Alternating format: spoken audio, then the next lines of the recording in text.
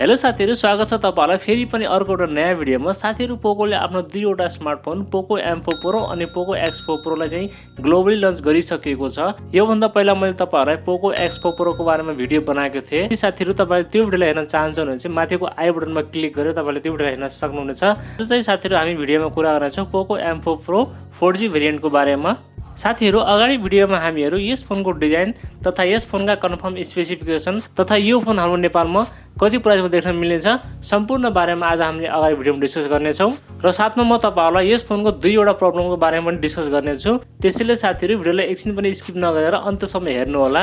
र यदि त्यो भन्दा पहिला साथीहरु, यदि कन्टेन्ट राम्रो लाग्छ भने चाहिँ च्यानललाई सब्स्क्राइब गरिदिनु होला र साथमा रहेको बेल नोटिफिकेसन प्रेस गरी नोटिफिकेसन अल गरिदिनु होला ताकि यस्तै भिडियोहरु तपाईहरुलाई प्राप्त हुनेछ। अनि भिडियो हेर्दा मन पर्ने भिडियो लाइक पनि गरिदिनु होला। अब म तपाईहरुको टाइम वेस्ट नगरी लागौं भिडियोतर्फ।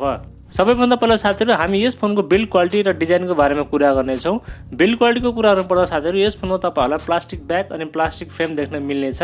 यस फोनमा चाहिँ साथीहरु प्लास्टिक एकदमै राम्रो क्वालिटीको युज गरिएको छ अनि अगाडि चाहिँ साथीहरु यसमा गोरिल्ला ग्लास 3 को प्रोडक्सन दिएको छ। बिल्ड क्वालिटी चाहिँ यसमा एकदमै राम्रो दिएको छ। अनि साथीहरु, डिजाइनको कुरा गर्नुपर्दा यसमा तपाईहरुलाई पोको M3 Pro को जस्तो डिजाइन देख्न मिल्नेछ। पछाडी बक्सी टाइपमा क्यामेरा हाउसिङ दिएको छ भने तपाईहरुलाई ट्रिपल रियर क्यामेराको सेटअप दिएको छ र राइट साइडमा चाहिँ तपाईहरुलाई पोको को ब्रान्डिङ देख्न मिल्नेछ भने एउटा चाहिँ तपाईहरुलाई फ्ल्याश लाइट दिएको छ। अगाडिपटि चाहिँ साथीहरु यसमा तपाईहरुलाई सेन्टर पञ्च होलको कटआउटमा एउटा डिस्प्ले देख्न मिल्नेछ। बिल्ड क्वालिटी र डिजाइन चाहिँ साथीहरु यस फोनमा तपाईलाई एकदमै राम्रो दिएको छ। तपाईलाई अवश्य पनि यस डिजाइन एकदमै मन पर्नेछ।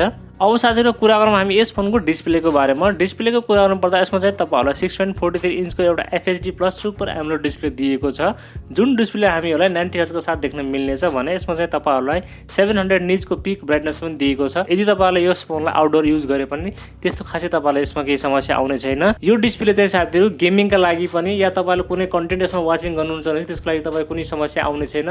प्रोसेसरको कुरा गर्नुपर्दा साथीहरु यसमा तपाईहरुलाई MediaTekको Helio G96 प्रोसेसर दिएको छ जुन एउटा 12nm बेस प्रोसेसर हो। अलिकति साथीहरु यसमा तपाईलाई हिटिङको इस्यु देख्न मिल्नेछ।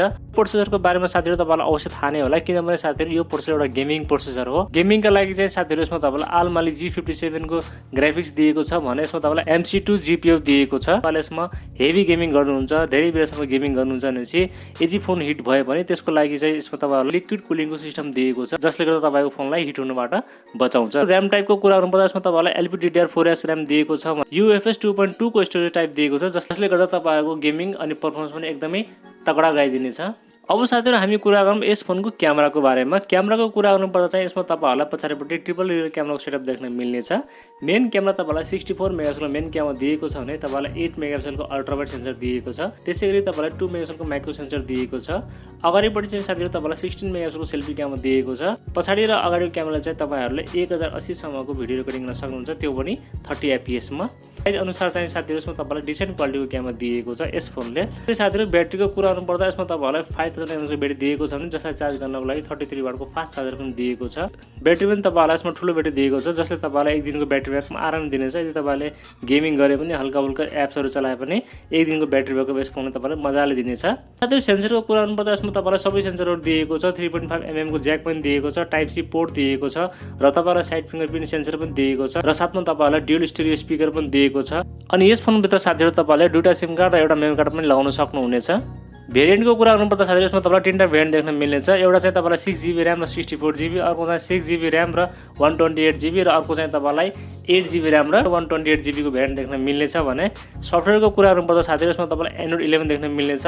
ल त साथीहरु, यति नै थियो यस फोनको स्पेसहरुको बारेमा। अब साथीहरु, म कुरा गर्नेछु यस फोनको मेन दुईवटा प्रब्लमको बारेमा। एउटा प्रब्लम यसमा के छ भन्दाखेरि फोनको क्यामेरा। तपाईहरुलाई सिर्फ 1080 को 30 fps सम्म मात्र भिडियो रेकर्डिङको सुविधा दिएको छ। यो चाहिँ साथीहरु मलाई मन परेन। एटलिस्ट यही प्राइस सेगमेन्टमा अन्य मोबाइलहरुलाई हेर्ने हो भने चाहिँ उनीहरु चाहिँ तपाईहरुलाई एटलिस्ट 4K भिडियो रेकर्डिङ सम्मको सुविधा दिएको हुन्छ तर यस फोनमा चाहिँ तपाईहरुलाई त्यो सुविधा दिएको छैन। अब साथीहरु, नम्बर 2 को प्रब्लम रहेको छ यसको सफ्टवेयर अपडेटको बारेमा। किनभने साथीहरु, यस प्राइसमा अरू फोनमा हामीहरुलाई Android 12 देख्न मिल्नेछ भने चाहिँ यसमा चाहिँ हामीहरुलाई Android 11 दिएको छ र पोकोले के भनेको छ भन्दाखेरि पोकोले यस फोनलाई अरू दुईवटा अपडेट मेजर देख्न मिल्नेछ भनेर भनेको छ।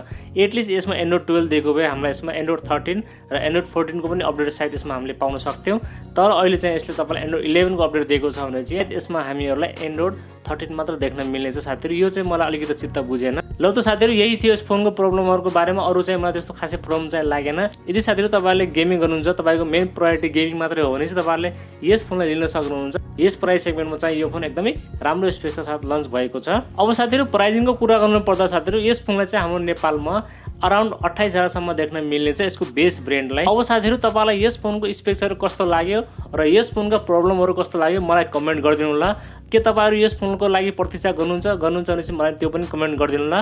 र यदि नयाँ साथीभाइहरुले च्यानल हेर्दै हुनुहुन्छ भने प्लिज हाम्रो च्यानललाई सब्स्क्राइब गरेर जानु होला। र यदि भन्दै म आज भिडियो लिन्छु। हवस् त धन्यवाद। जय नेपाल।